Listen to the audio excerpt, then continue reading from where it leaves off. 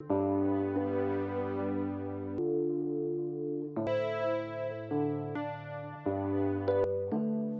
everyone, my name is Edwin Recebo and I work as a CEO for AMEXCI. Today I will be hosting the first episode of our podcast that we call Additive Manufacturing in Focus. As our first guest, we invited Markus Glasser, Senior Vice President of the EMEA region at EOS. He will be sharing his experiences within additive manufacturing, looking back to the beginning of his journey over 20 years ago until today, and what challenges he has experienced and how he's been working with the customers of EOS and how they have been evolving over time.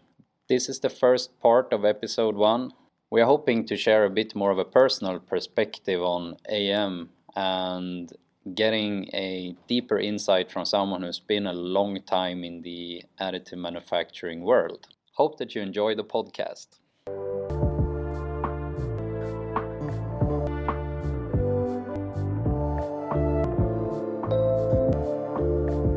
So, Markus Glasser, welcome to the AMEXCI podcast. And this is our first podcast that we are doing, and we're really excited to have you here. You are today the Senior Vice President for the EMEA region at EOS. And we're really happy that you're taking the time. We know you're very busy, so taking some time to sit down and reflect a little bit on your journey in AM, because we think that we want to really give a more personal perspective to what's going on in the AM market today. And I think you are one of the persons with the longest experience as well in this field, and you have seen a lot of the different challenges that the industries has gone through, and also maybe what you personally have gone through and the market has gone through, and also how the technology has matured over time. So really excited to have you here. And maybe rewinding a little bit, I mean, you started at EOS in 98, which was your first sort of introduction to AM, I guess, or? That's correct. I started January 98. And it was quite interesting because the time was that just 97, so the technology, stereolithography, which were EOS serving until end of 97, were sold out to a competitor. And I started fresh with a new team by focusing only laser sintering for polymer, metal, and also sand at that point in time. And you didn't learn so much when I studied about 3D printing, a bit stereolithography, so it was really new. But it was amazing. And it was amazing from the day one until today. I must say, any day until today is really exciting. And a lot of unexpected things are happening. And this makes it also interesting, to be part of this industry. And in the beginning, it was, that you have to learn, of course, the technology. And I got the order, build up the export market. Yep. So that was more or less the message, and I was thinking, okay, where shall I start? We had at that point in time a subsidiary in Italy and in France. And then I said, well, let's start in Nordic. Yep. So actually, I got one introduction with my sales colleagues, or my buddy at that point in time, and then after 2 months we went to Sweden. Oh, really? And I called up customers in different sectors, so industry sectors, and I went there and I had the pleasure to make the presentation and about 3D printing at that point in time of laser sintering from EOS. And that no one knew about it. It was you talked about something totally new. And I was amazed that they were even looking at me and listened to me. Yeah. But it was very well, and they also understood the potential what they, for instance, have in automotive, where we had until that point in time our biggest client group, to use for prototypes, for functional parts, for design parts, maybe even for a bit more than a design part and functional part. So maybe 1 or 2 parts which you could use also in a bit bigger production. But slot. At that time it was really about rapid prototyping. Only. That was only everything. Prototyping only.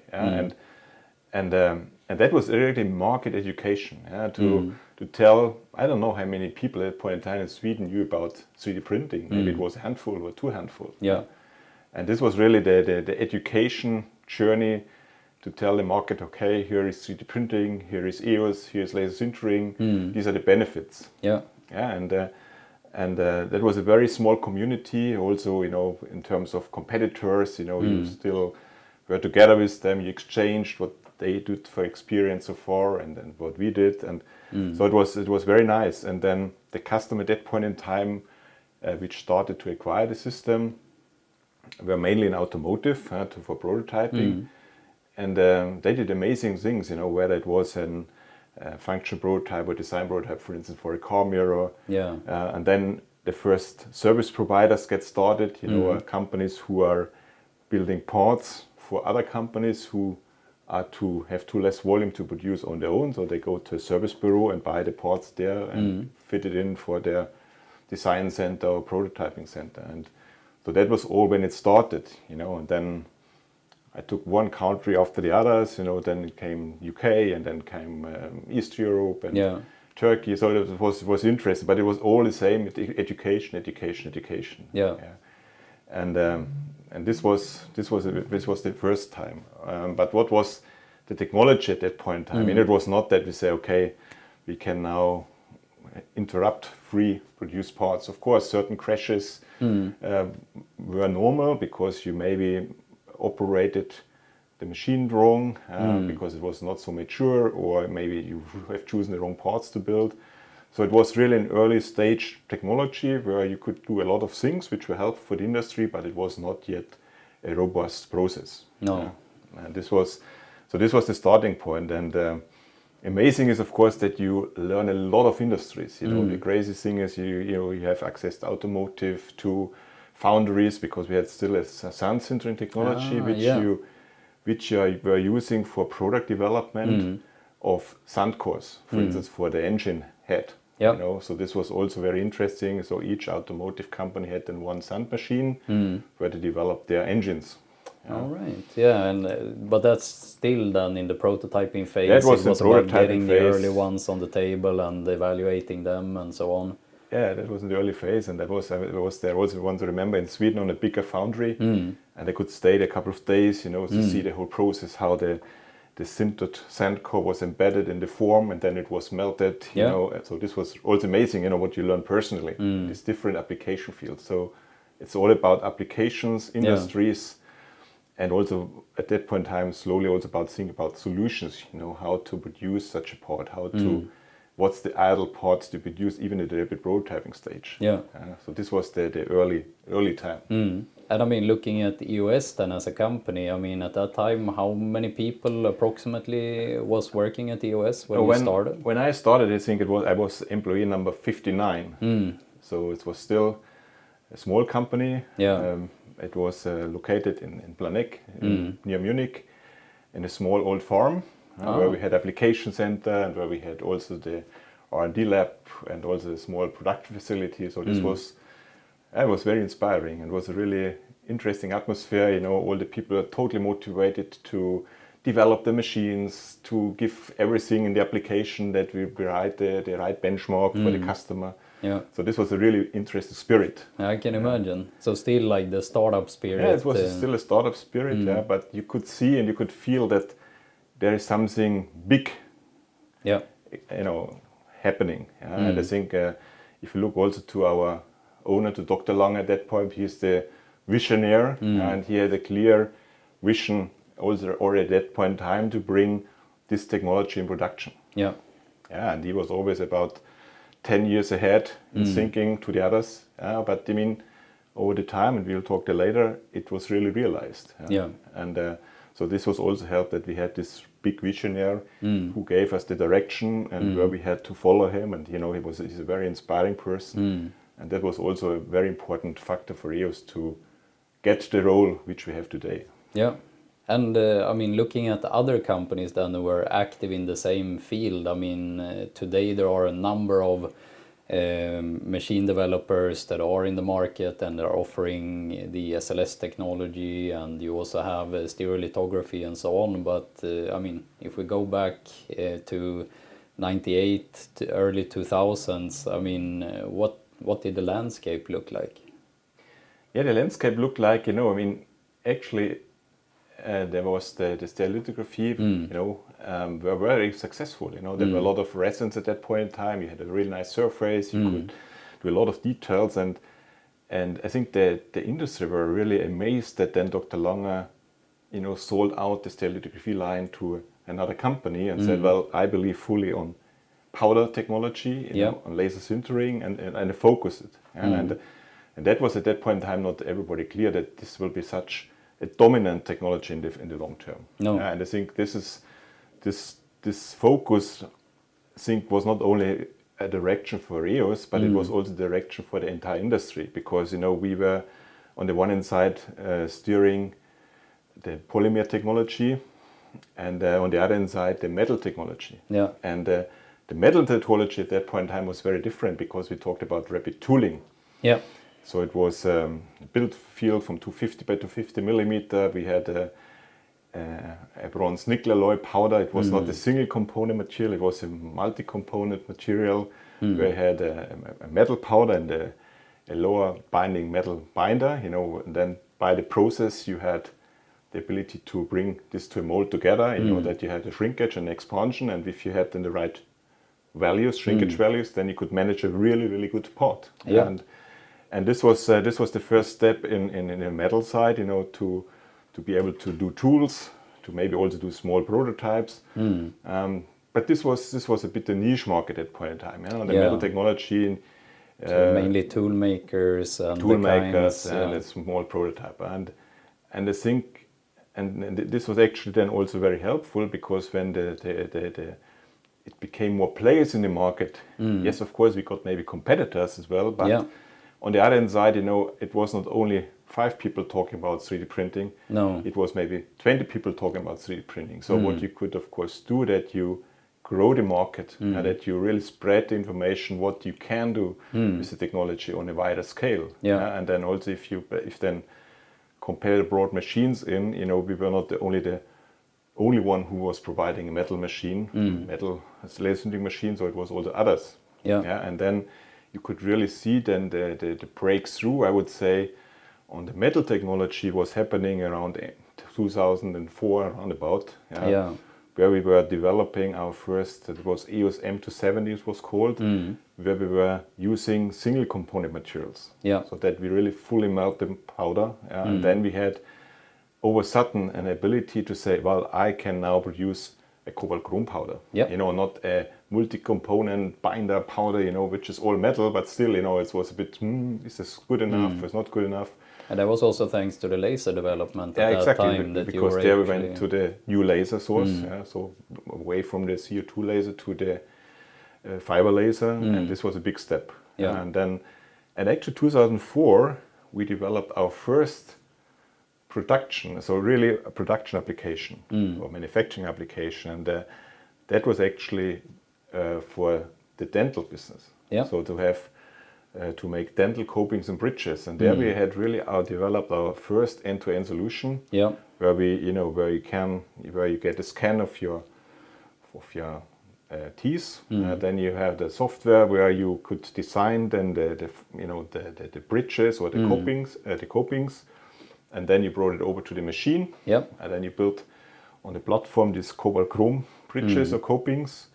Then it was just sorted away, and then it was actually veneered with ceramic, and then it went back from the dental labor, which were the production facility at that point in time, to the client, and it was replaced as a real functional teeth. And is that something that is still used today? This is still used today. I mean, we actually have sold now our last M270, actually last year.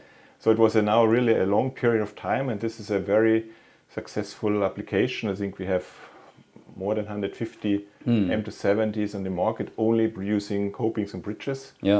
But it shows also that at that point in time, this was a real solution. And I think this was amazing at that time. And this was the starting point to see, yes, manufacturing is possible, and this is a bit reflected to the vision what Dr. Lange had more than 15 years ago when he started a company, that he wants to bring AM to manufacturing.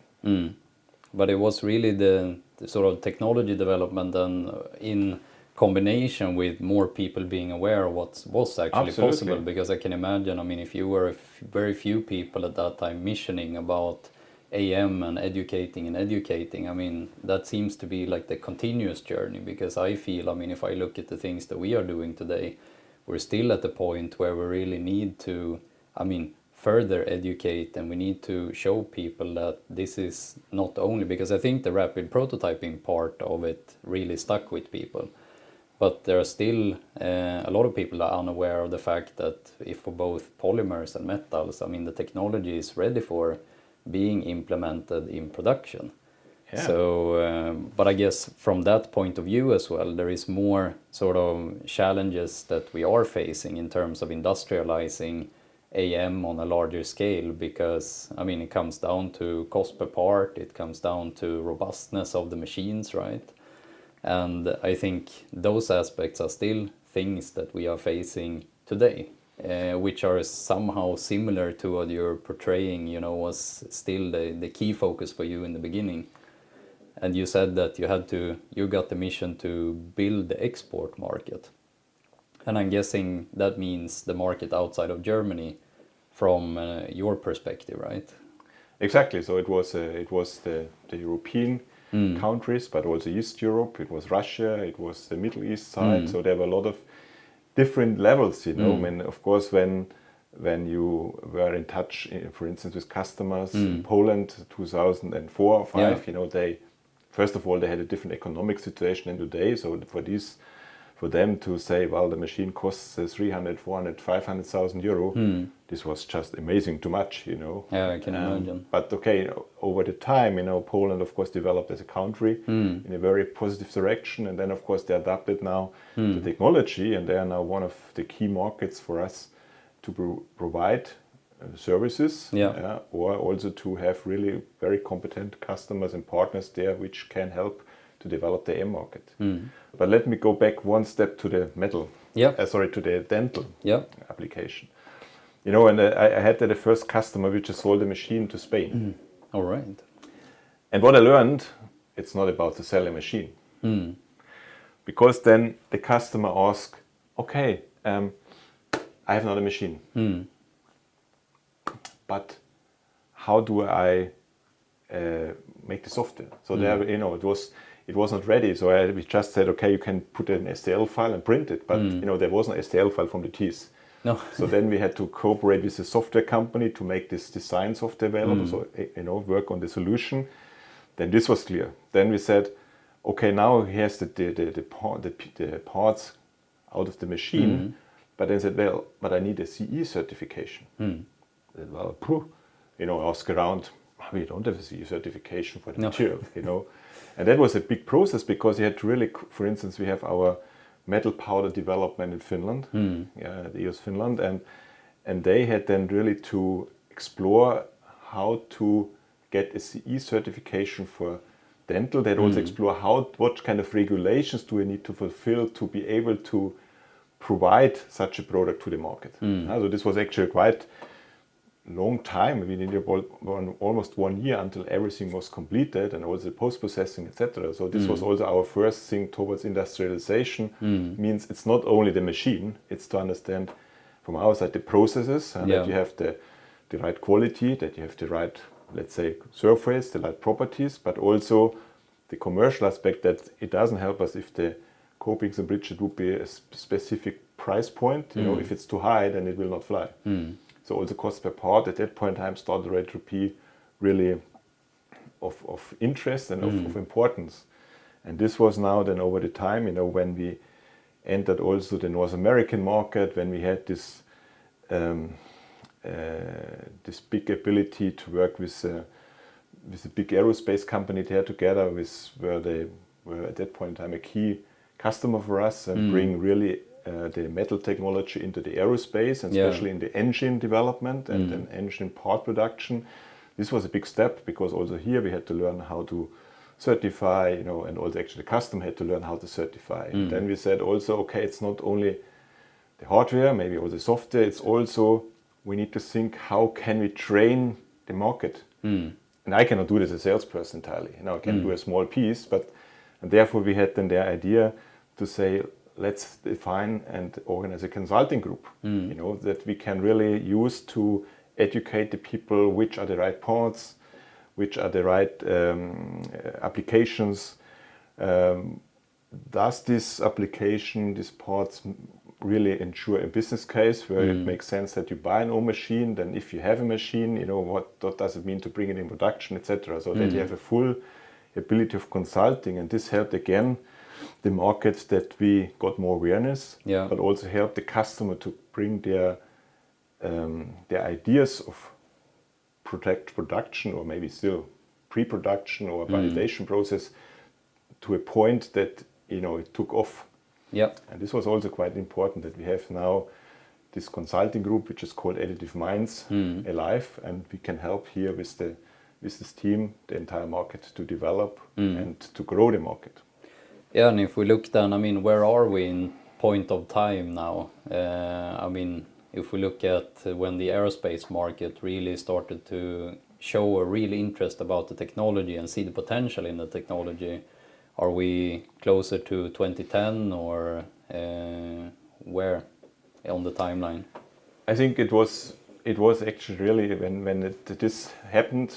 I think it happened all around 2006 to 2010. You know, where either the aerospace industry, but also the medical industry, and also I would say the energy industry positioned themselves. You know, they say, okay, this sounds really interesting. So especially in this case on the metal side, you know, this was interesting to adapt. This was interesting to maybe use for certain applications, especially in the metal side. You can have these interesting cooling channels where you can then have different benefits. You know, either you have a higher performance, or you can also, by doing this, you can also reduce the emission if you look for the aerospace engines, for instance. So there are a lot of benefits, and these benefits they got an idea, let's say between 2006 and 10, and then they were integrated, they tested it, and then these industries really developed, I would say, until early 2012, 13, and then quite a bit of them already moved in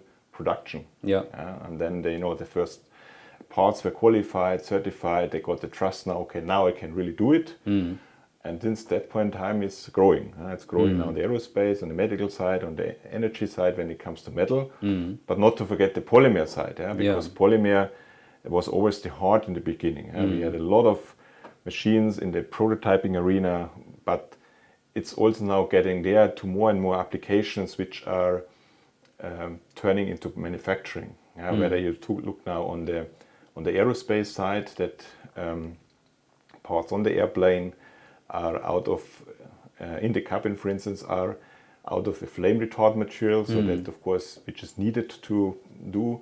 I mean, also if you look in the cabin, there are a lot of parts which maybe are breaking during operations. So of course now it's easy to fix them by just printing a new part. You can even evaluate the design of a new model, and now during the COVID times, also quite important. So you can do a lot on the cabin side, but you have also parts which are identified for automotive industries in the, you know, in the chassis, even with some case in the interior where you could customize parts, because customization, and this is another word, this is of course also becoming more and more important. And if you look today in society, you see this trend everywhere.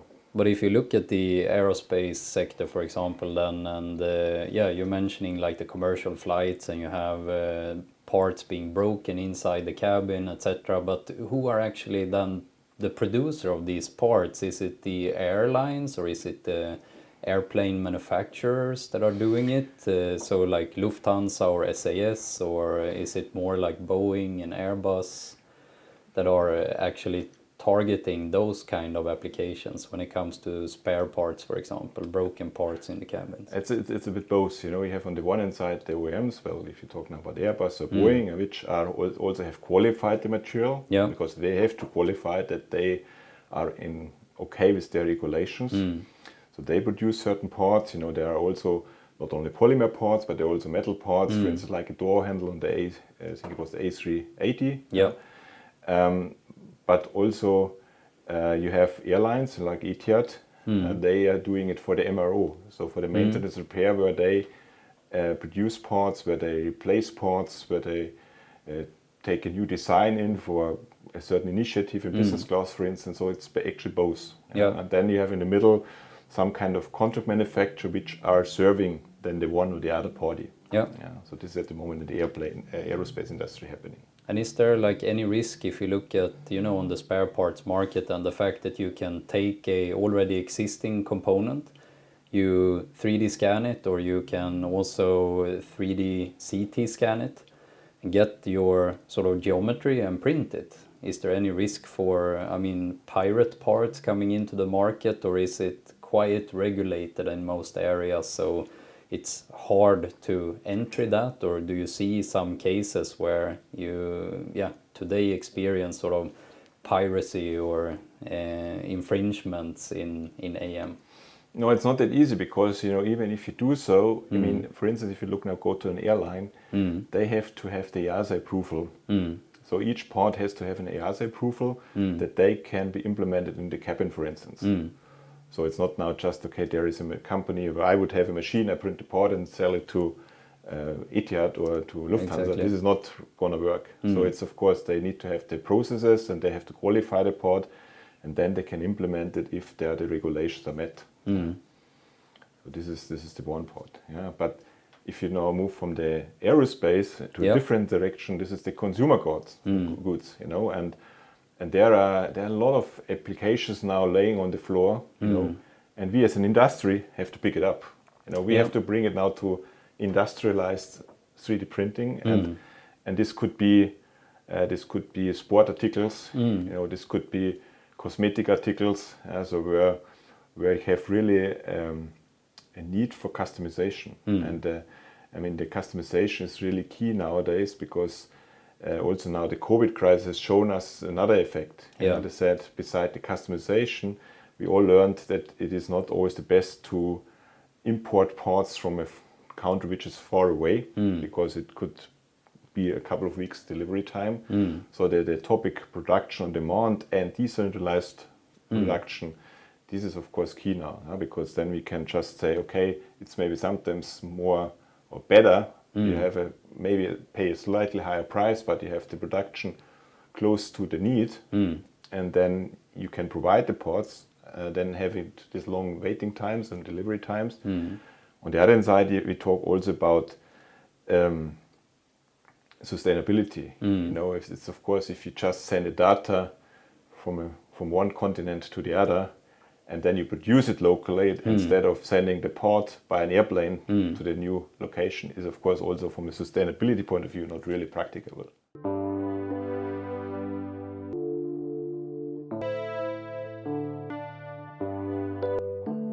This was the first part of episode 1, and we will soon continue our discussion with Markus in the next and final part. Until then, please feel free to check out AMEXCI.com, AMEXCI.com,